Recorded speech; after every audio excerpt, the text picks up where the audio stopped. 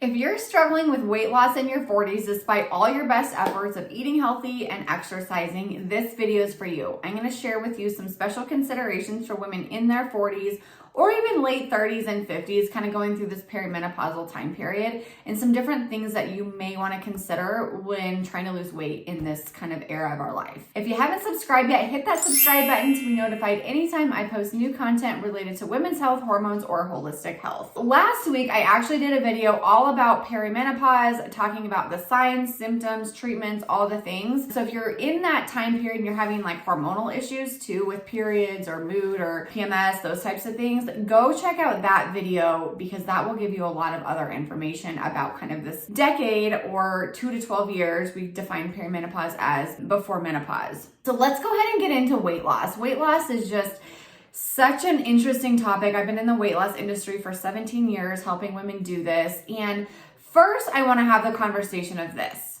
Weight loss is a topic that we as women have probably been pressured or think that we should do for a good several decades. We're just conditioned as women to do this. And I have this conversation a lot with women that, you need to look at yourself if you want to lose weight as like, why do you want to lose weight? And if it's just like, I should lose a few pounds, like I just need to be smaller, but it's not really like affording you anything, then maybe this is not the right goal for you. And maybe the goal could be something different, like, get stronger or, do a endurance thing or lift a certain thing, like change the goal up a bit from just, I need to shrink my body and be smaller. I think that that's such an important consideration for this because I think compliance obviously is such a huge aspect to weight loss and being consistent with this, that if people are having trouble with compliance, this is kind of the conversation that leads me to this. When patients come to me and they're like, I want to lose weight, first off, I have them actually do a little bit of work around this to ask themselves, like,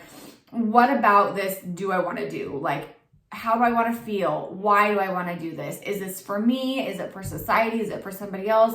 Is it because I feel like I should? And then if it is like your deep why, like you want to do it for you, cool. That's kind of like the green light to keep going. If it's for somebody else, definitely not the green light to keep going. So if it is for you, then in James Clear book, Atomic Habits, he talks about kind of like this transformation and he talks about all kinds of habits, but he too related this to weight loss. And so if you're trying to become somebody different, you need to start making decisions based on what that person would make, like preemptively. So what would that person eat if you want to lose 20, 30 pounds or 50 or 60 pounds? How would they exercise? What choices would they make? What priorities would they have? Those are things that we need to start kind of considering and doing while even we're not quite to that goal yet. I think a lot of people think that like, okay, once I reach that goal, then I'll be happy. Then I'll start to do all these things. But we actually need to start doing them first before we reach the goal because that's how we're going to get there.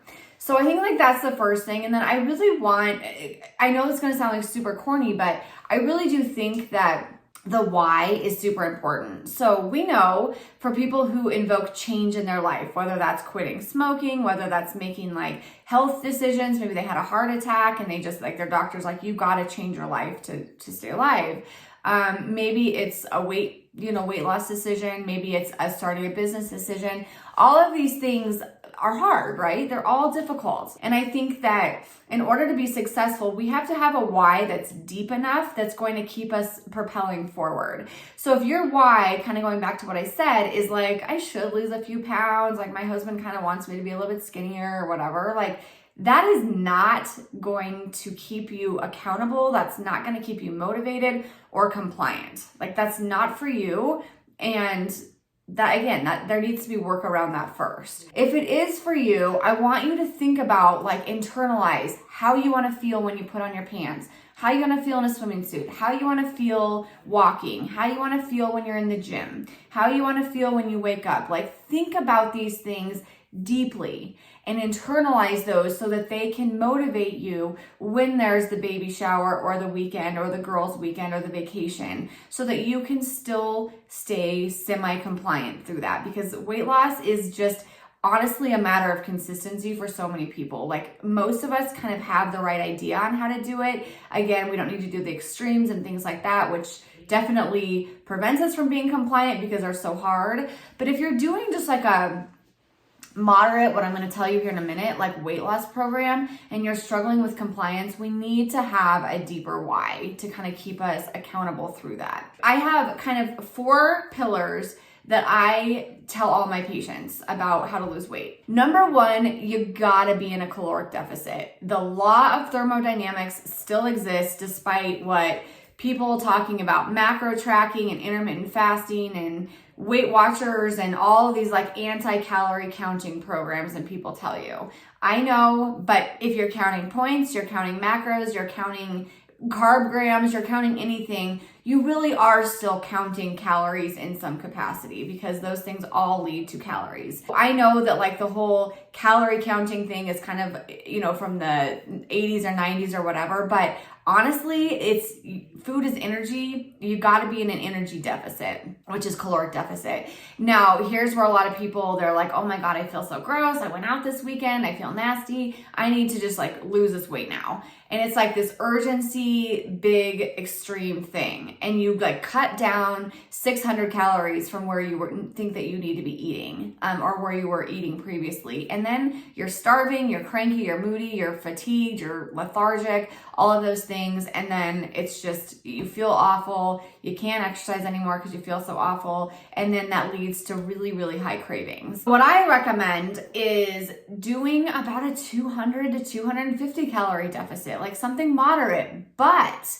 staying consistent with that. So not doing that for 5 days and then, oh, we're going to happy hour. I'm going to need to eat these appetizers and a couple of drinks. That's going to lead you out of your deficit and probably keep you toward maintenance. So when I'm working with most of my patients that are struggling with this, honestly, this is the biggest thing. They're just either weekends, social events, nighttime eating, grazing throughout the day. Like those are the big kind of roadblocks for people that lead them out of their deficit.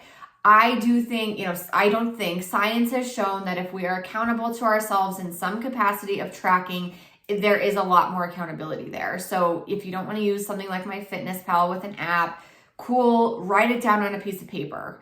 I think that however you want to do it, keeping yourself like realistic about what you're actually eating during the day is super helpful because it feels real easy to just like go by the pantry and grab a handful of chips or a handful of chocolate chips or whatever. And you can absolutely do that, but you've got to be accountable to that number of calories or energy that you just ate. Number 2 is getting your protein. Protein is so helpful in a myriad of ways, especially for weight loss. So protein is the building block of every single cell in our body. So it is the raw material of things like neurotransmitters and so much more in our body. It also helps with amino acids for our liver function. It helps to balance our blood sugar. It helps to produce hormones. It helps all kinds of different things. So eating enough protein is super helpful. For weight loss, it also helps you maintain or build lean muscle if you strength train. It also helps you to burn more calories by digesting it. So simply by sitting on your butt and eating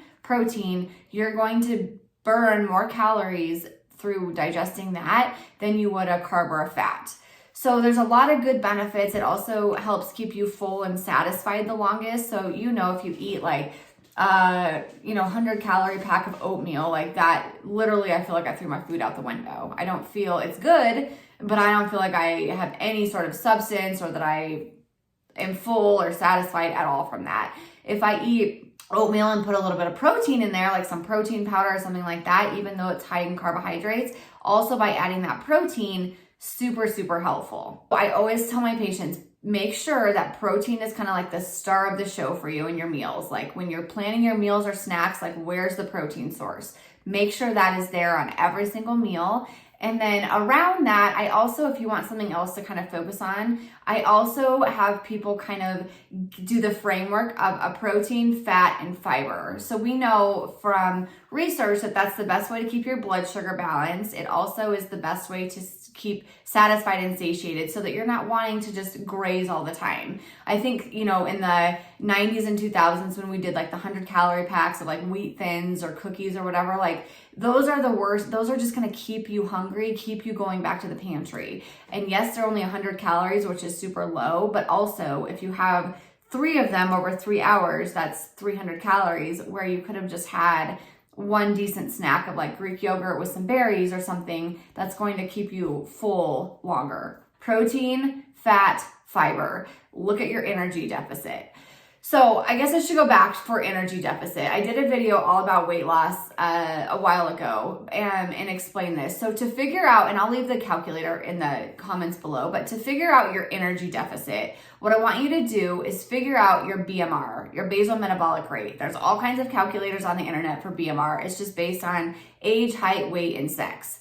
So obviously you're not a human calculator, but this is a good start. Figure out your BMR. Then multiply that number by an activity multiplier. So an activity multiplier is 1.2 if you're sedentary. So just not exercising, just desk job, kind of just daily living. And that's your movement for the day. That would be a multiplier of 1.2.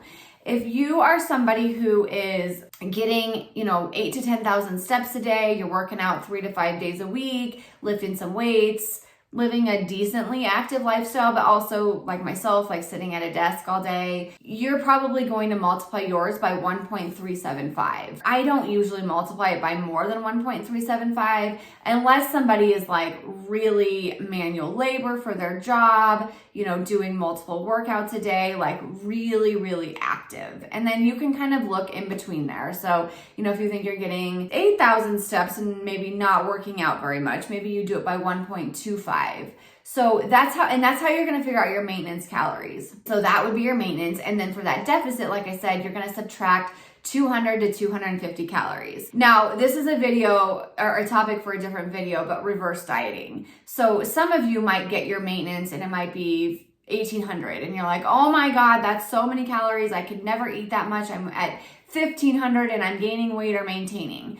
Your metabolism, if that's true and you're being consistent, your metabolism has adapted to a lower level. So what you need to do is likely add a few calories, like 50 per week for several weeks to kind of get up closer to that maintenance and see if we can sort of like add some fuel to the fire and see if we can jumpstart weight loss. If you don't and you just maintain, that's fine too, because then your metabolism will be healed enough to go into a deficit of 1,500 calories and you'll be losing weight. So this is a nuanced conversation. Again, working with somebody like myself or another coach that is well-versed in this can be helpful because a lot of women have chronically undereaten and have kind of damaged metabolism. So I think it's important to, figure out where you're at. But for most of us, if you've just kind of been at maintenance and just, eating, maybe even you're super conscientious on the weekdays, but then on the weekends, you're going out to dinner, you're having a few glasses of wine or whatever, you're probably close to maintenance and you're probably close to a decent amount of maintenance calories. So again, BMR, activity multiplier, somewhere usually between 1.2 and 1.375, that's your maintenance. And then you subtract your deficit of, I start with 200 to 250 calories.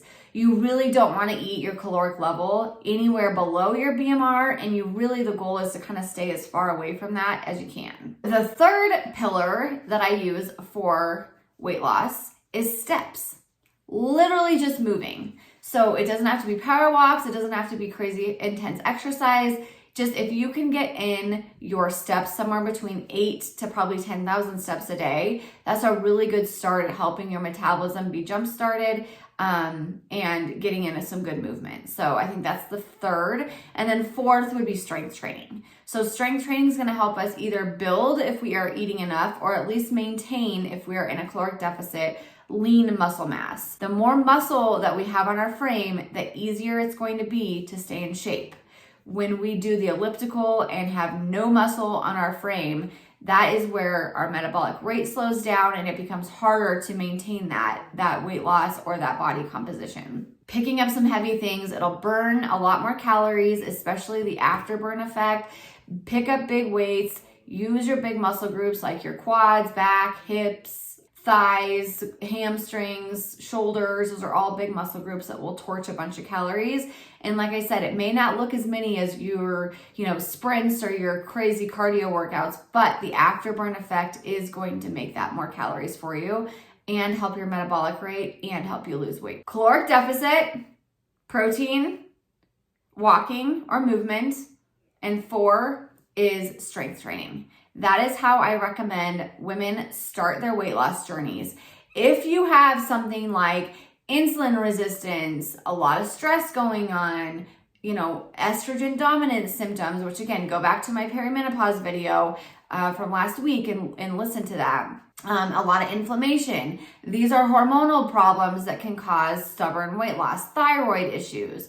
So we'd want to make sure that those things are all in place. Thorne is a company that actually has a weight management test. I'll leave it in the description below. It's a wonderful home-based test that you can use and get the results back to see if your blood sugar, your thyroid, your hormones are off and kind of causing this stubborn weight loss. But I promise you, even if it is hormone related, you still have to do these 4 things that I mentioned before the weight's gonna come off. You have to do that despite hormonal imbalances or not. I would even just start there and see how it goes. A lot of people are very surprised. A lot of people come to me and say, oh my gosh, I have all these hormone problems, that's why I can't lose weight. But then they start doing these 4 things and they're like, oh, even though I have some hormonal imbalances, the weight is actually coming off now. So give that a try.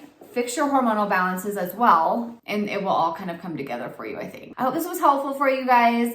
If you have friends and family who are struggling with weight loss, perimenopause, please share this video or even this channel with them so that they can get some help that they need, because it's a really miserable time. It's confusing, it's overwhelming. No one really knows what to do for it. If you go to a Western doctor, they're usually like, oh, just do a ton of cardio and eat 1,200 calories, and I don't know what to do for your hormones. So there is so much more than that to this picture, and I want to get this info out to as many women as we can. So I hope this was helpful. If you have friends and family, share it over to them. If you haven't subscribed, hit that button to be notified anytime I post new content related to women's health, hormones, or holistic health, and I'll see you guys in the next one.